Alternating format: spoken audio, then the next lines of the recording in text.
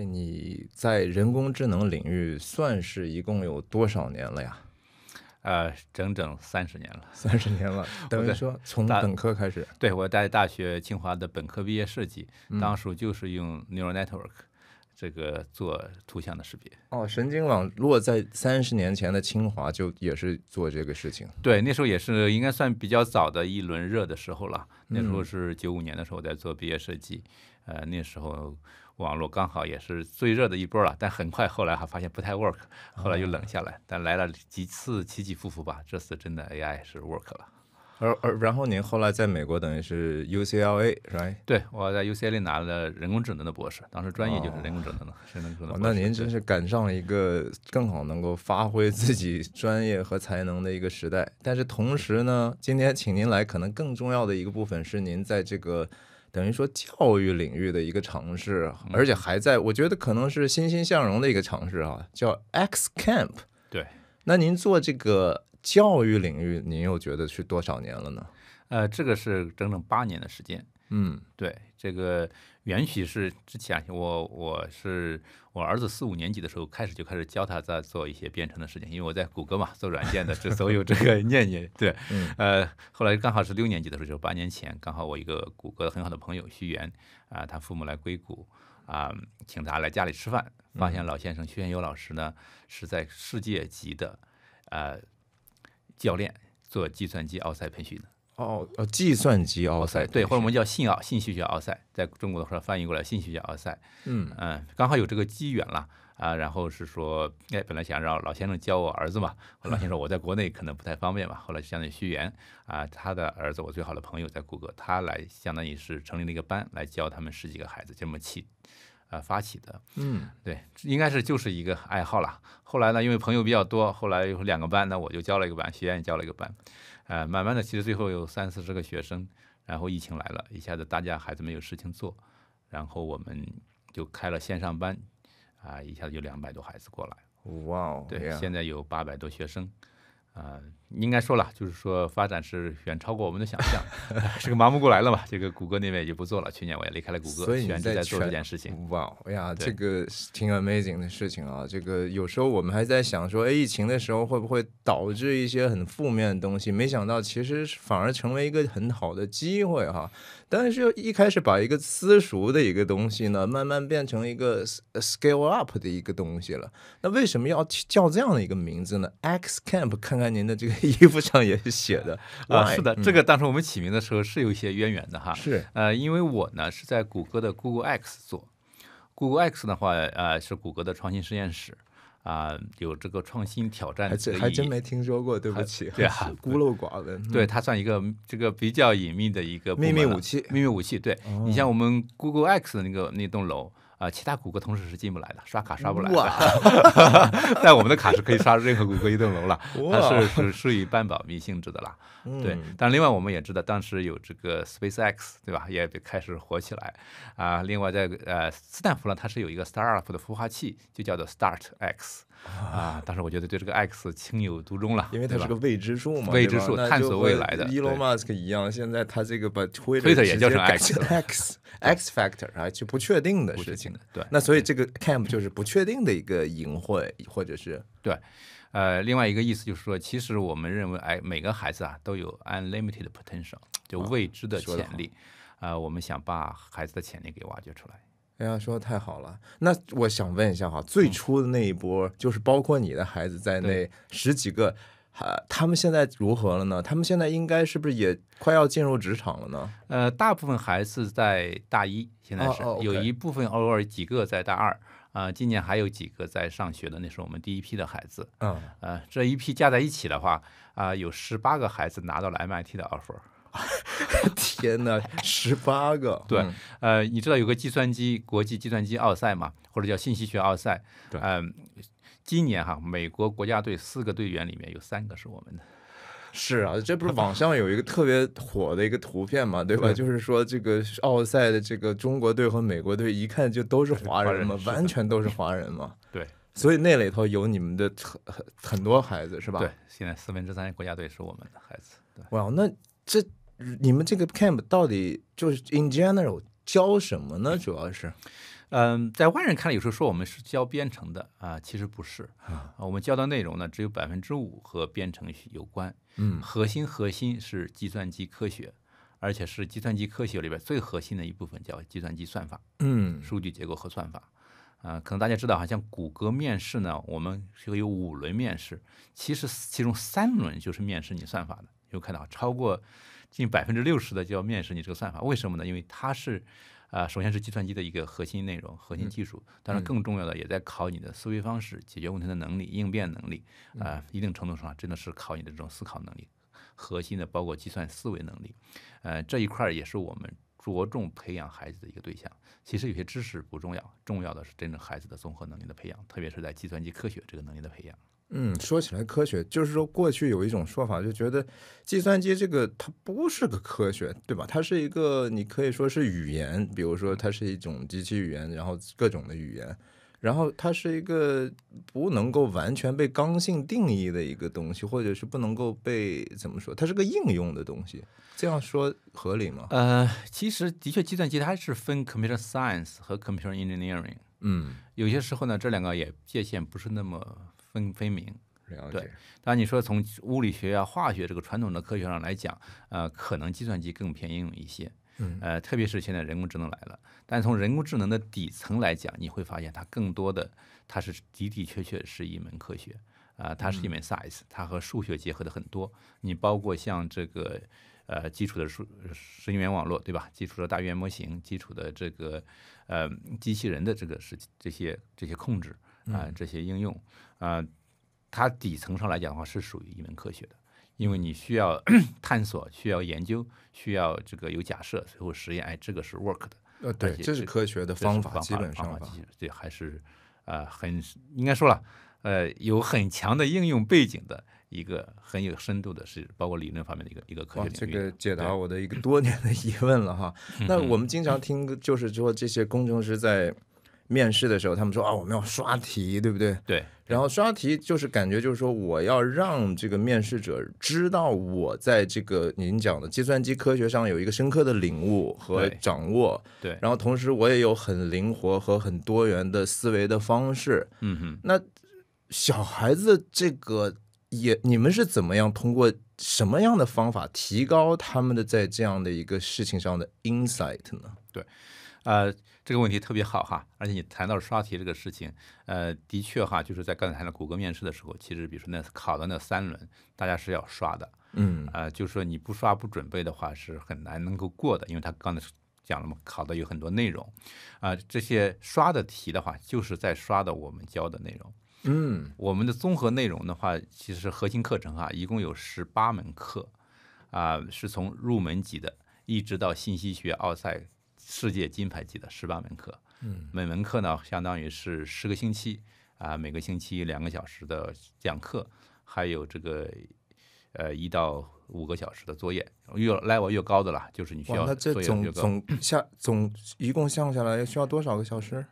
一共下来的话，相当于18门乘以20，就是360个小时上课，可能另外还需要360个小时练习。这是要在多少年之内完成的？差不多在5年的时间之内。就是我们那批8年，比如说8年前嘛，那批孩子，其实他们大部分孩子是花了6年的时间来学这个事情，达到这个 MIT 的水平。真的，我们去 MIT 的那帮孩子，他们一进去之后就直接学研究生的算法课程了，本科就跳过了。这里边我想说的就是说，这个 level 就是不是18门嘛？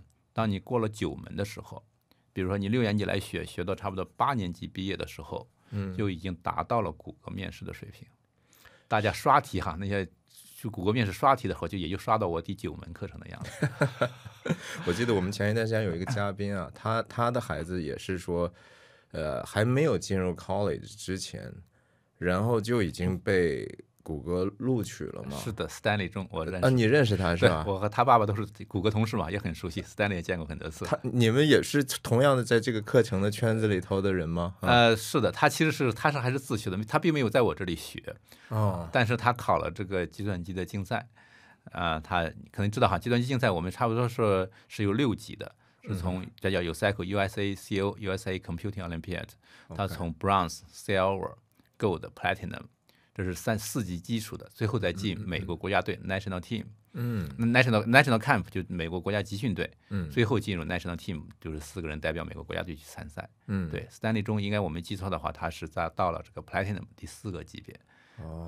哇，那也挺不容易的。是的 ，Anyway， 就是你应该近距离观察过这些美国国家队的这些选手们，对吧？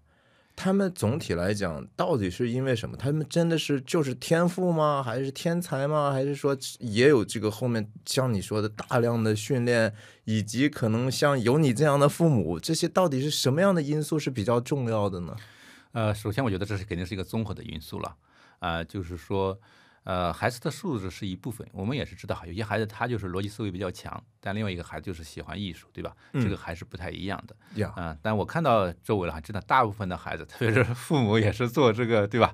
做 STEM 的，然后偏 STEM 的孩子，这个基础都是够的。那第二部分的话，就是我觉得还是孩子的一个自推力。你会发现那些能够自推的孩子，他就会走得很远，走得更远。当然，第3个就是这个外部的这个帮助和条件。你回头看，比如说我这18个拿到 MIT offer 了，有41个进入第5级美国国家集训队的。一般进入美国国家集训队你就拿到半张 MIT 的这个门票了。这些有些孩子还年轻他们还在慢慢在等已经有18个拿到了。一半的孩子，对，就说这些，假如我说没有 XCamp 的话，应该可能就这些一部分孩子可能会达不到这个水平。这里边的话，刚才你也问了我怎么来训练的。包括他们很小的时候，从5、6年级开始来学嘛，对吧？学到8年级就可以说去谷歌面试，这个已经是很不容易的了。这个过程中，我们觉得是注重了几点第一个就是说，你要把这个知识 knowledge 给它切碎，让孩子一口就可以一口一口的喂它。每次都能消化，每次都能消化。你这句话说的是对的，对，这个也是过去8年我和另外一个合伙人徐远我们做的主要工作之一。真的是我相信，就是说有时候这些看起来非常，我们听起来这不就是一个理念嘛？但是真正把它要实践起来，可能很不容易，很不容易。那你是怎么分解的呢？就是我们先有一套。这个比如说这18门课程到底要教什么，我们这个是知道的但是怎么来教，那我可能要分得很细。比如说我第1门课到底教哪些内容，这个内容强调点我还需要怎么来讲。比如说特别我们的第1门入门课，那也是改变了很多个版本了。最后的话，我们的目标就是以孩子比如激发他的兴趣为主，而且是以可视化，可以孩子所见即所得。但最后呢，又把我们要想教的这个思维能力、这个编程能力 concept， 对这个教给他们。对，但这一步一步了这个细分了这18门课，不停的在探索，不停的在提高，不同的在反馈包括孩子里面反馈，让他们能够真的适合不同年纪的孩子，让他们能够一步一个小台阶。这可能比如说我可能至少有180个台阶，或者有360个台阶在这儿了所以他就可以爬上来的。对，当然第2个方面的话，就是说还是要关注孩子的学习，就是你教给他之后是只是教嘛，第2个你还关注他学。关注他学的意思是说，看他有没有学到。学的过程中是不是有问题？那我们要有足够多的这个平台来帮助他解决他的问题。比如说我们除了授课之外，当然作业，对吧？作业是练习是必须的，但练习的时候遇到任何问题呢，我们有专门的这个我们叫 homework night， 每天晚上5点到8点，孩子都可以到我们的 Zoom 来写作业，遇到问题就有老师随时可以给他解决这些问题。这等于是一个就是你可以不提问，对吧？你参加反正有提问随时提。对。当然另外我们还有专门的 office hour， 就老师专门在那里面进来。这基本上和 college 一样吗？一样的，因为我培养出来就是一个 college 水平的孩子。OK， 您能不能简单讲一下这个到底那18门课，比如说都是大概是什么？您可能不一定都需要说，但是怎么考虑？为什么是这18门课？这18门课就是刚才我谈到的计算机的核心算法和数据结构。这在计算机科学里边的话，假如你分专业的话，计算机算法是可以说是一个方向一个专业的，就研究这个算法的。另外还包括比如说数据库，对吧？包括安全，包括现在的一些 AI 那这些呢，相当于是在大学里边，你最后你分这个计算机之后也分的小方向也要分的，但算法是一个核心的核心。它就是这个思维方式。说白了，当你这个能力有了之后，其他的几门课其实学起来真的你会觉得很容易。特别是比如说数据库包括之前你做个网站包括你做这个甚至一些安全这一块，包括现在 AI 这一块你学好了之后，那这个算法的话，它分这个入门的、这个初级的、中级的，最后就是这个高级的、更高级研究方面的。研究方面的。对，然后呢，相当于说刚才讲，比如我前9门的话，课程就基本上是已经到高级算法了，也就是说把大学里要讲的算法全部都讲完了。哇，所以你们这些老师都是什么样的人呢？对，我们有大概多少个老师？现在将近50个老师，当然大部分是兼职的。可以分有3类。第一类呢，就像我这样的，像谷歌呀、这个 Facebook 呀、苹果大厂的，因为一开始的时候就是朋友来教嘛。我和徐远文本来就是谷歌的，我们2个先从谷歌来教，然后后来有几个谷歌的朋友，他们孩子在这边，他们也来教。后来现在就是说，大厂的可能现在能够占的一部分吧。第二类的话，就是真正做竞赛，因为我们到了高端之后是做竞赛的，一个竞赛也要与时俱进。我们基本上是找的过去就这几年。世界级的有真正国际 ROI 的金牌，中国的金牌，美国的金牌来教我们的这些孩子。就是说这些是金牌的得主，还是说金牌选手的 coach 呢？首先是得主，他们有几个是得主，另外还有几个 coach。这个 coach 呢是他们专门 coach 大学里面还有一个相当于这个比赛类似的比赛，他们叫 ICPC， 他们其实是在大学里给大学做 coach 了，来我们这儿来教，是这样子的。哇，那第3类呢？还有一个，第3类就是现在的在斯坦福、伯克利的一些大学生或者刚毕业的大学生，比较年轻的，我们把他们归为一类。这类的他们的一个大的优势在哪里的？他们就是和这个孩子之间的交流，一下就可以很容易打成一片。是他们代沟相对比较小嘛，是吧？那他们都是什么族裔的人？都是大部分是华人吗？还是从老师的角度来讲的话，都有。华人特别白人也有不少。对，因为我们全部都是英文授课嘛。那你们学生呢？现在也是学生多样化的，确是以亚裔为主。亚裔为主，亚裔，特别包括中国人啊、印度人啊，包括也有一些欧洲人啊，包括白人也有一些。对，为什么？就是真的，我觉得我不是说偏见，我确实是认为中国人在数学上为什么就那么强大呢？就是你觉得有基因的关系吗？还是这就是我们的文化或者我们的教育、家庭的这些观念影响的呢？这是我个人观点我觉得和你刚才说的是差不多。首先的话就是说，至少了，就是大家特别来到这边的这些，对吧？父母过来的，已经被筛选过的，已经被筛选过了。比如据说像我清华这个校友，对吧，在硅谷就有上万，对吧？他们的孩子出来的话，至少在这一块的话，在 STEM 这一块的话，可能还是有一定的优势。第二个的话，我觉得还是家长的理念。比如说我们的家长很小就让孩子去学很多数学，对吧？甚至开始做一些数学竞赛。那在他们这个成长过程，他们已经做了这方面的培养。因为孩子在这个过程中，你想大脑这个发育过程嘛，对吧？你哪方面你加强了，哪方面就会很强嘛。这个的话也是我们这个计算机科学、算法科学的一个基础。当然，数学你强了之后，以后你学这个也会更容易一些然后中国家长就特别注重了，对吧？是送过来学，看到我这儿有这个培训项目，那发现有这么很好的结果，那就不遗余力的送过来了。当然，还有很多家长可以平时去帮助自己的孩子。他本来就在这些大厂工作的，那孩子遇到问题，那及时会得到帮助。当然，我们这个课程的设计上来讲的话，我们是不需要家长要帮助孩子的。刚才讲了，我们有 Homework Night， 有 Office Hours，还有呢，我们专门有自己的论坛，孩子可以把这个论坛问题放上去。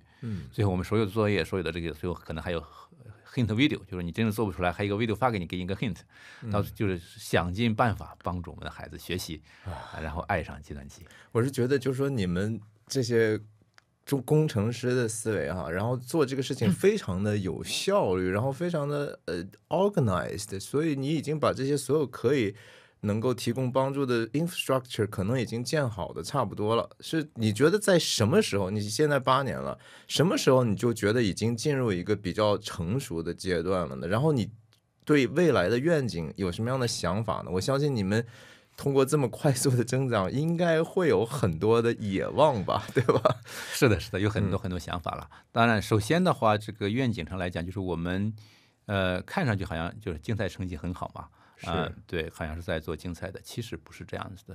就是我们很多孩子没有做竞赛，比如说他就在我们这儿学了1年2年。举个例子来讲，一个叫 Kayla 的一个女孩子，她就学了1年多的时间，刚才有赛后刚就过了第1级，过了 Bronze 这样子的。但她这个技能已经培养出来了。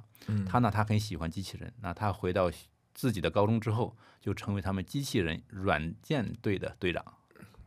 可以想象，可以想象，对他这个能力的话，就过这个一级已经达到了。然后呢，就因为他们软件比较强，最后带领他们这个团队进入了世界这个机器人比赛的总决赛。哎呀，他是自己的那个圈子的小 leader 了。对，就是变成小 leader，对，而且他自己也被这个卡耐基梅隆录取。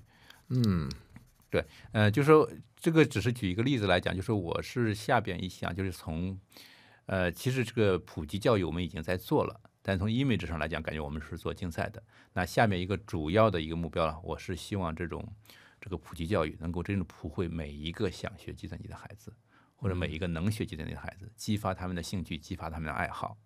我觉得这是我们想做第一件事情，几乎让可以天下所有的孩子想学计算机都有这个机会。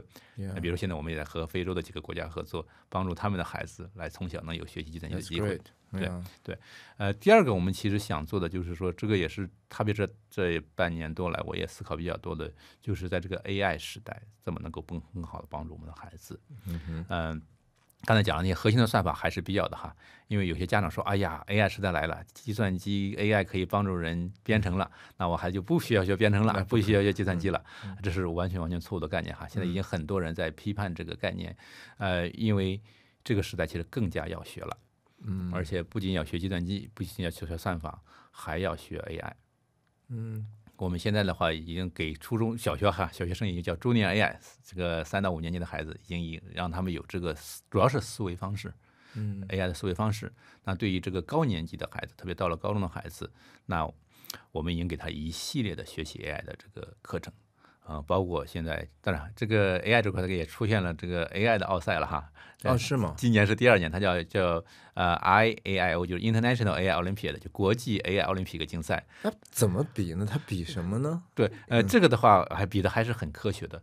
它首先的话，包括我们就相对于美国这边是叫 USA AI Olympiad。现在呢，它主要是6个方面的内容。第一个方面就是 Math for AI， 就是你要真正学好 AI 懂 AI 了，你还是需要 Math 的基础的数学。对，第2个是 Coding for AI， 编程，就是说这个编程的话，不仅说我是 C++、Python 那个语言方面的，更多是这个 package 来我的。你比如你 Python 的时候，你要会基本的 NumPy 啊，怎么处理数据啊，比如你会 PyTorch 呀，怎么用这个 AI 的这种 framework 呀，这样子的。对，那第3个呢，就是传统的 machine learning 机器学习。可能你知道了，我用传统的做怎么识别啊、决策树啊，包括一些 boosting 啊，包括分类啊，这些传统，因为它还是 AI 的一个基础。对，那第4门课的话，就是说在这一块，其实在 AI 里边也分 computer vision 计算机视觉，计算机视觉就是主要是用 deep neural network 这一块来做的。第5块的话就是 large language model 做语言处理这一块了，包括 transformer 这个最新的这些技术。它首先在这个知识点上，这5大块是要 cover 了。当然，第6个其实它核心考你的就是在短时间之内把一个系统给做出来。它是有2轮考试了，第1轮是在这个已经定了，明年的考试相当于是在1月30号第1轮考试，考完了之后呢，它这个第1轮考试可能主要考你刚才讲前面3个基础上的内容，然后进入第2轮。第2轮考试的话，应该是一般说在4月底的样子。第2轮考试基本上要你在3个小时之内做出3个大语言模型出来。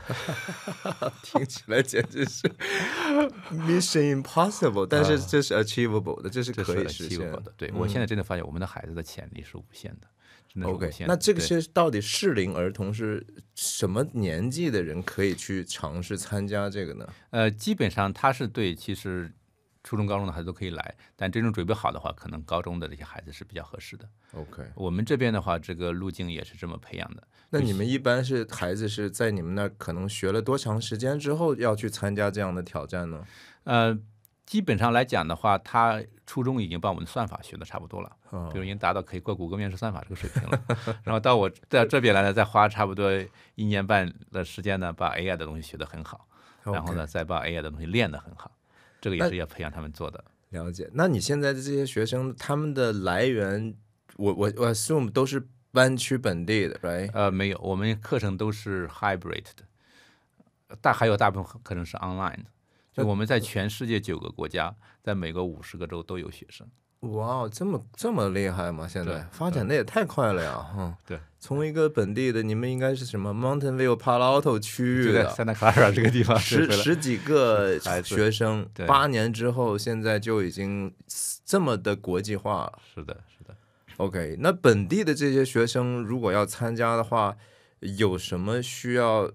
比如说门槛多高？他对经济支付能力和孩子的时间和 commitment 有什么样的要求吗？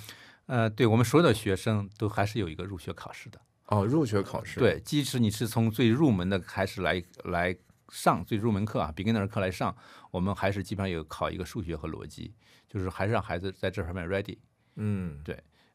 而且有些孩子，假如说我有一些基础了，对吧？可能学过一点编程或者算法，那我可能你可以上高年级的课，但也是要通过我的考试，把你放到最合适的这个方面去。对。当然从费用上来讲，可能你知道哈，其实我这些老师哈，这个是比较贵的，是相对的还是有一个费用比较中等，甚至偏大家看上去比较偏高档的费用。但我和学员当我们创造这个，就是在创立这个教育机构的时候，有一个理念，就是说孩子的每一分钟都是重要的。既然来我这儿学了，我就让他真正能够学到东西，就给他最好的资源。不然的话，对他来讲是一个时间上的浪费，对他来讲是一个机会成本，因为他来到我这里没有学好的话，那可能他失去了去探索另外一个方向的一个机会。是这样的话，我们把最好的资源配给他们，这个我觉得这是我们的一个优势。了解。那他是这种学生和老师的比例大概是什么样的？看不同的，比如线下的话，可能一般的会差不多10:1的样子。还有线下的？对，我们线上线下都有嘛。对，线下的话是比线上可能会高一点，有时候可能15个人，但有时候再多的时候，我们会有 TA 来帮忙。就是说保证孩子学习质量是我们做事的唯一目标。那有另外一个，当然说可能大家比较担心的就是说孩子这种所谓的内卷或者他们的压力，对不对？然后我们也知道，就是说像在一个知识分子群聚的，比如说帕劳头那个学区的，比如说刚害啊什么的，曾经有一些很大的悲剧发生，对吧？很多的孩子他真的觉得受不了，他压力非常大，然后他会选择轻生这样的一个问题。你们有没有考虑过，就是说，因为你们这些孩子是真的 highly competitive，right？ 这个可能放在全世界都是真的不是1%，很可能是0.01%的这样的一个对知识也好，对算法也好这样的一个掌握。你有没有考虑过这方面怎么去杜绝一些有可能的负面的影响，这种内卷的压力？对，你这个是说的一个很好的一个问题哈。对，我们其实也在经常会考虑的这个问题。所以的话，我们这个 supporting system 也是或者是不能说很强大了，我们是很注意和建立的。包括我们专门有 PTA， 就是家长之间的这些联系。我们特别和家长很关系密切的，及时关注孩子的情况。的确，每个孩子抗压能力都不一样，每个孩子的目标也不一样。我们整个过程中了，其实特别到了高年级之后，都是定制化的。我们除了有老师之外，还有专门的教练。这个教练就是不仅仅老师是在跟你说技术知识上来做嘛，那教练的话，那可能就主要是在心理上做一些辅导，做一些指导。对，的确了，这是一个问题。也许了，有人说我可能让这个事情更卷，但我总的来讲的话，就是因为我们关注在孩子的核心能力的提高。当他们有了这个能力之后，他就会有很强的一个自信心，有很强的一个未来的一个机会。我是其实蛮同意，就是你讲的，就是说其实孩子们都是很有潜力的。我是觉得是跨族裔的所有的人都有这个都是潜力，都是非常大。可能有相当一部分是说在社会的价值观念，甚至说这种教育理念上呢，其实因为大家不一样嘛，所以就带给孩子的结果是很不一样的，对吧？是的。一方面，当然我们觉得说多元也挺好的；一方面，我也觉得说，那这个追求这样的一方面的优秀，它不也是多元的一部分吗？所以，在公立学校，特别是美国的公立学校是如此的让人失望的情况之下，我觉得有这样的一些新的选择，总是一个好事了。是的，是的。我觉得这种选择的，你会看到，就是对孩子的成长来讲的话，真的是还是很有帮助的。因为有时候我们也说嘛，对吧？前面有5个道路，假如你只知道3个，对吧？那2个道路你永远不可能走到。对我们的孩子来讲，我们觉得也是这样子的。这个其实给给很多孩子有这么一个机会，让他们更好的发现自己，发现他们的潜力，特别是在这个 AI 时代哈，这个能够给他能够很好的学习这个计算机的核心技术，特别是能够学习核心的 AI 技术，能够让他们甚至在升大学之前，对吧，就已经达到这个博士升 AI 的水平，对吧？那对我们整个社会来讲，我觉得他们这批人，会是一个正面的影响。有可能是一个水涨船高的东西，对不对？对，就是说，如果说，其实你觉得这些孩子有那么就是说聪明到，就是你觉得说哇，这个东西完完全全是叫什么 prodigy，right？ 有，我相信有这样的 prodigy， 但是说大部分的孩子难道有那么夸张吗？你观察看起来，我觉得是这样子的哈，就是说我们现在的教育体系，特别到了这个时代，很多时候是不那么 work 的，其实是限制了我们孩子的发展，没有把孩子的潜力给发挥出来。我们的很多孩子的潜力没有发挥出来，我相信是这样。对，就是几个方面了。第一个方面的话，就是说这现在的至少有个价值体系，就是我有一个好成绩，去一个好学校，以后一个好工作。其实在这个情况已经某种程度限制了孩子的发展，他就太关注于学习成绩这一块，并没有他自己的本身这一块给呈现出他的这个兴趣。第二个的话，就是说有时候我们可能提供的资源并不够，就当我的孩子真的，比如说我可能就对某一个方面很感兴趣的时候，那你可能要不停的给他这种资源，给他这种机会，他会越来越感兴趣，他会真正钻进去。正反馈进去，对，比如说特别是在这个 AI 的时代，那很多孩子可能对研究 AI 就是很感兴趣嘛，对吧？大家你不给他提供这个机会，他可能就没有这个机会去研究了。是，对，当然另外一个我可能觉得有点悲观一点的，就是很多时候是特别是在华人这一块哈，就是家长们把自己的很多想法强加在孩子身上。这是特别针对华人家长的。这个我觉得你要多说说这个。我感觉就是说华人家长在这一块做的让我可能就更加明显了，就是说把自己的很多想法，比如说个弹钢琴，对吧？那我一定要把弹钢琴加到孩子身上去，也包括我听着 Charlie 讲了这个学习计算机核心技术、计算机算法，对吧？去做 UCycle 或者学习 AI 做 USAIO， 这个都很好的路，那我就强加在孩子身上，你一定要来学，不学我不高兴，或者不学，到最后这种做法的话，其实完全伤害了孩子独立成长的机会，伤害了孩子对这个世界探索的好奇心，他当然就没有一个发展的机会了。我觉得真正教育的核心呢，是培养我们的孩子一个独立自主，保护他的好奇心，帮助他发现他的 gift， 对吧？我们来到这个世间，上帝创造了我们，每一个孩子都给了我们他 gift， 都给了我们此生的 mission。那我们是帮助孩子去发现他有的时候给他足够的资源，让他能够成长，那最后他就会实现他的 mission， 把他的 gift 发挥到最大，就尽量就是让他们的 potential 要发挥到最大。我觉得这个意识的话，可能不是所有的家长都有，特别是华人家长，有时候太把自己的意念加在孩子身上。那我们的这种文化到底是因为说比较功利化呢？也就是说，我们就希望把孩子当成一个产品一样做出来呢？还是说我们本身对爱这个事情可能不太会理解，对吧？就是什么是真正的爱？爱是说以我的意志出发呢，还是说我已经有一个既定的一个标准，你必须得达到这个才能够配得上我的爱？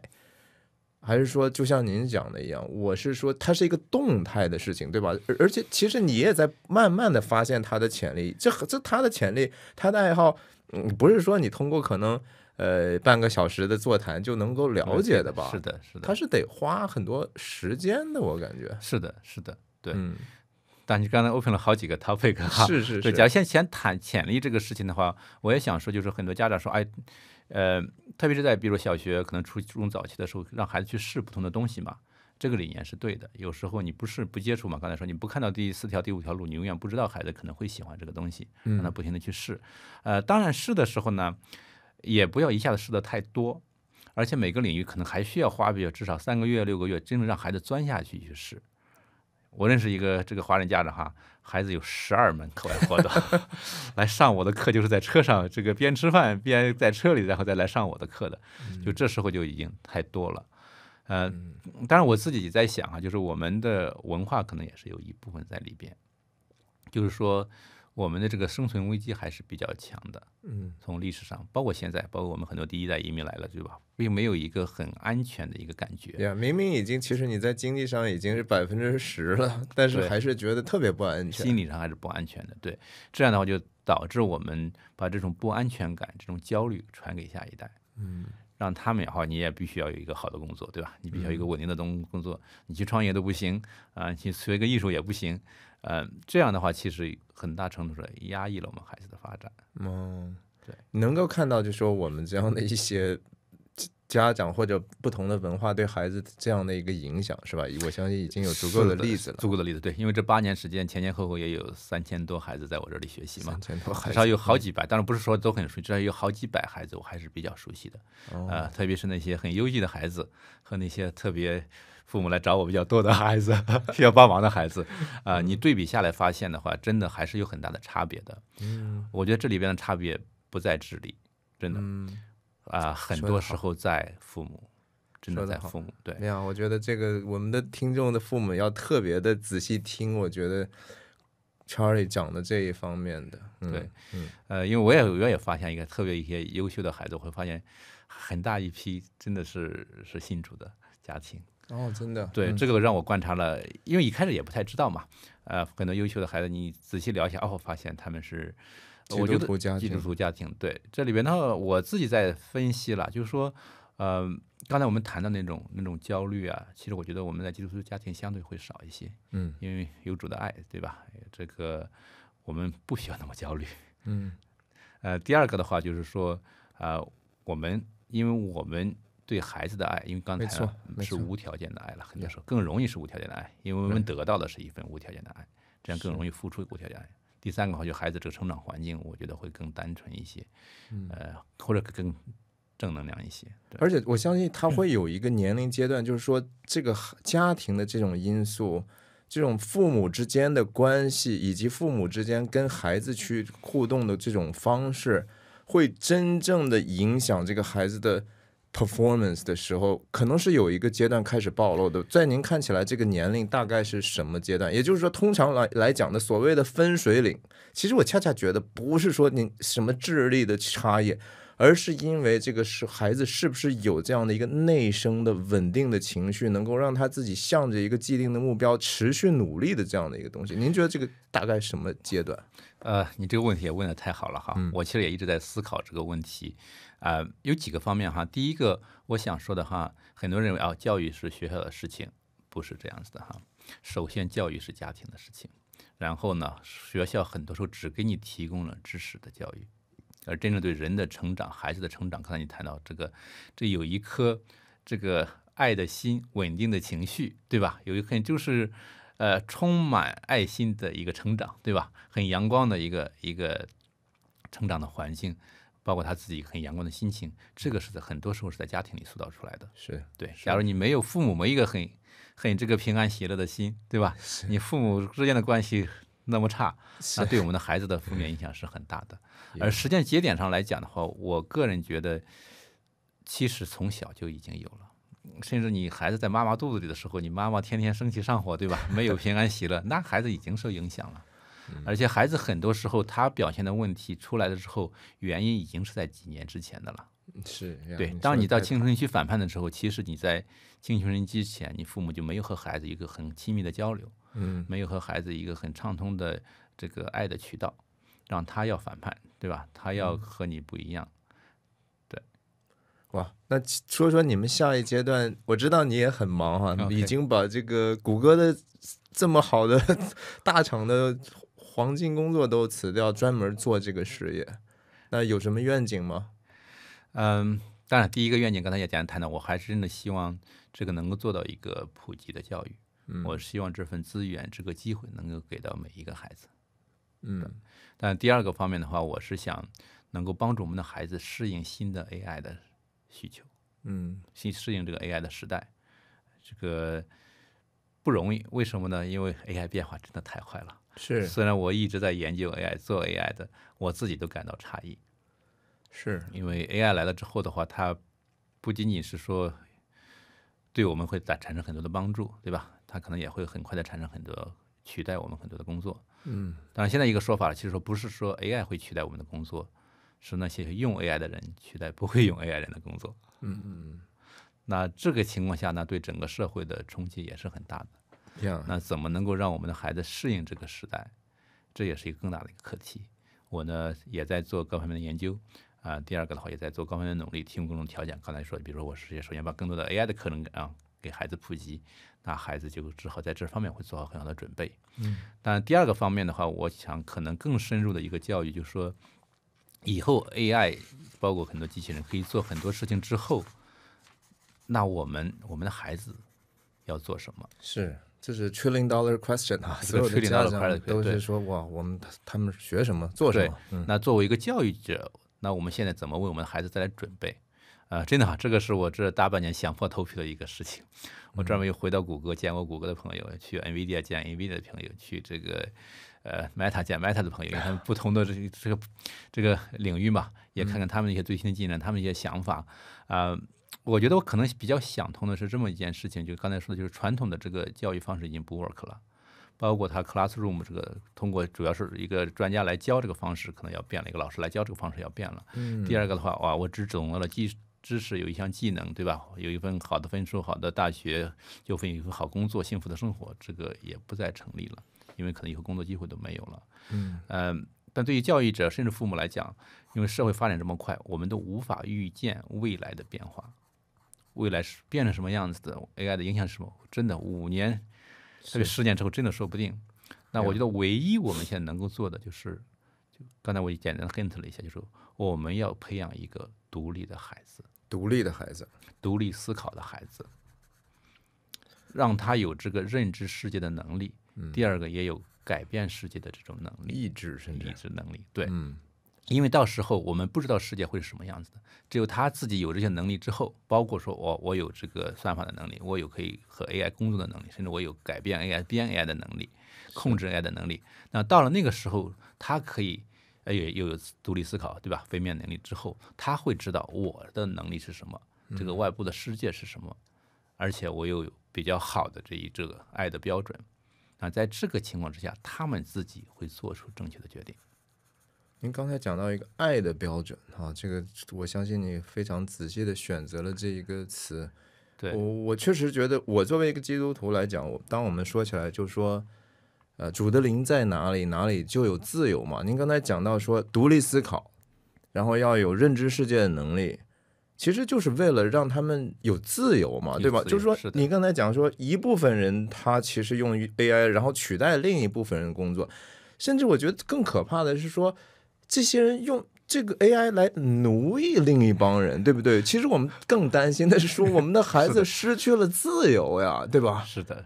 那以后他们就是说完完全全也不知道应该去怎么去了解世界，然后被别人灌输的东西，AI 直接你问的答案也是另一些人可以去操纵的一个答案，你连事实都找不到，这是我们其实最担心的一个事情。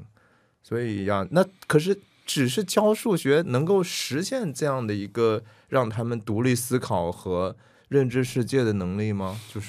是的，当你培养孩子的目的不仅仅教给他知识和技能的时候，我们是可以做到的。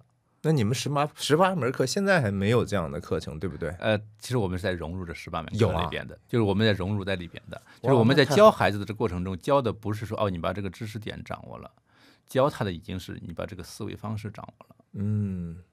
对，你觉得这种思维方式能够通过，其实是不是能够通过一些 problem solving 解题的时候，其实就是在看清它的一个真相，对吧？它数学是某种程度上的 meta 的一个真相，是不是这样？没错，的确的，我们就是通过这个给他这个 problem solving， 给他这个思维方式解决问题的过程中，把这个能力给培养起来。哎呀，那我特别希望就是说 Charlie 哈，你要再往前做一做，能够解决一个美国社会的 stereotyping 的问题，就是好像觉得数学好像很 nerdy 好像很书呆的。其实如果说按照我们刚才这样的逻辑的话，正儿八经这是最明白事理的人，按道理是最酷的人。什么时候让我们觉得说美国社会得承认 OK 数学很酷很美也是真实的，其实对我们的孩子在他们的人设是有好处的，对吧？是很有好处的。对，那因为你填到 nerdy 这个词儿的话，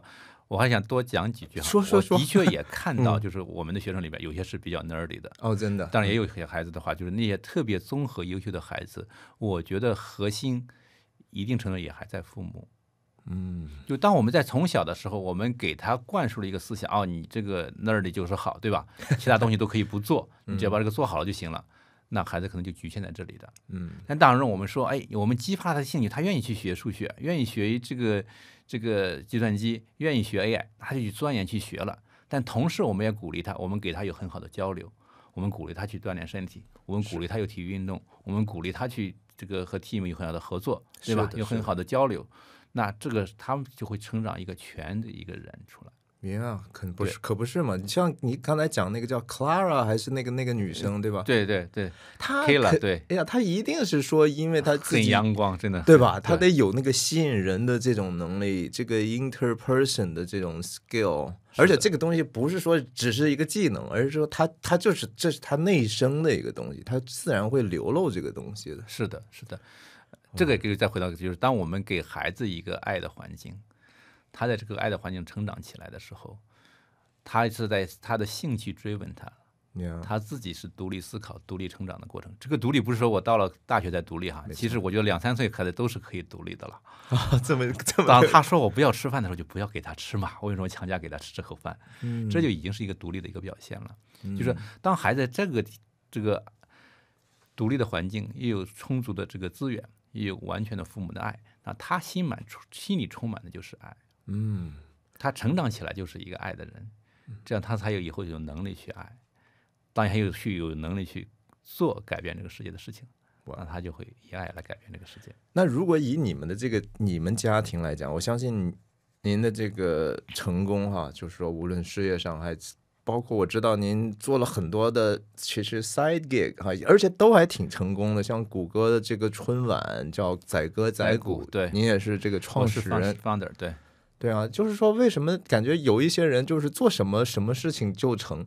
你自己的成长的经历，你再回想的话，是因为主要的原因是因为你的家庭的缘故吗？还是这首先哈，就是我不是说什么东西都成哈，我有很多失败的地方，包括培养孩子，我自己也有很多失败的地方，因为我们每个人对吧，没有拿任何 certificate 当父母了。是吧？很多地方也是一步步走来，但我成长完就经过这么多年之后的话，的确学到了很多经验。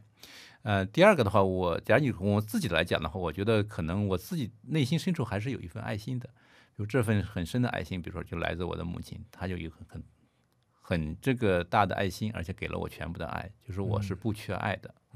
这样我才能有能量吧，或者有这个能力来做更多自己想做的事情。对。当然了，我觉得就是说每个人都有他的，再回到那个话点，就是每个人都有他自己的 gift， 都有他自己的 mission。甚至每个人的道路也不完全一样，一定是不完全一样的。对。我们这边的话也是就想给一些孩子有这么一个机会，当然也不是适合每一个孩子的。当然更重要的话，我们能够让孩子看到这种成长的一个过程，让家长能够看到这种成长的过程，我们一起帮助我们的孩子成长，在爱里成长。谢谢 Charlie 今天非常非常精彩的分享哈，每一句话我相信我都听进去，或者是留下了很深刻的印象。希望您有机会也多介绍一些像您一样这样有洞见的嘉宾，然后同时也欢迎您常来啊，把一些更多的洞见分享给我们。好的，有机会我会再回来。好的，好，谢谢您，谢谢你。